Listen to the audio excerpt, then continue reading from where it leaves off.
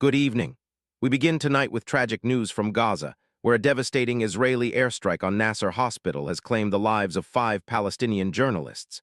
The attack, described as a double-tap strike, first hit a building at the hospital, killing Reuters contractor Hussam al-Masri and others. Minutes later, as journalists and rescuers rushed to the scene, a second strike struck the same location, resulting in further casualties.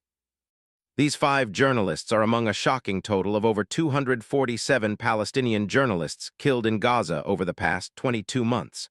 A grim statistic that makes this conflict the deadliest for members of the press in recorded history, surpassing even the casualties of both world wars combined. The horrific moments leading up to the strike were captured on live broadcast, showing unarmed medics and journalists shielding themselves before the devastating impact. These images have sparked global outrage and renewed calls for the protection of journalists working in conflict zones. Among those lost was 27-year-old freelance video journalist Mose Abu Taha, who, despite lacking formal equipment, used his phone to document the unfolding humanitarian crisis, focusing on urgent appeals for the sick and wounded.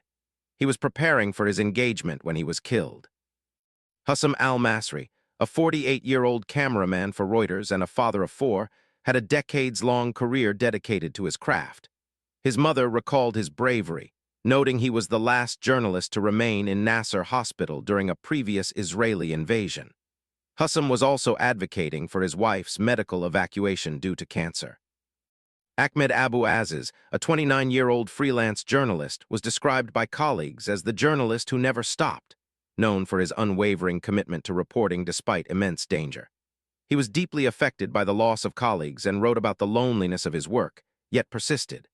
He was married in July and was working towards his PhD alongside his wife, who found his body after the strike. 24-year-old photojournalist and cameraman Mohammed Salama, who worked with Al Jazeera, was known for his professionalism and cheerful spirit. He had recently become engaged to fellow journalist Hala Asfur, with whom he was planning a wedding after a ceasefire. His death marks the 10th Al Jazeera journalist killed in the conflict. Finally, 33-year-old photojournalist Mariam Abu Daga, a mother of 1, had a distinguished career covering major events in Gaza. Her work often highlighted the human suffering of the population. Her final report focused on malnourished children at Nasser Hospital, where she tragically lost her life. Friends and family remember her as kind, passionate, and an inspiration. The international community continues to demand accountability and justice for these fallen journalists, underscoring the critical need to safeguard the vital work of those reporting from the front lines. If you like our content, don't forget to like and subscribe to our channel, News Today.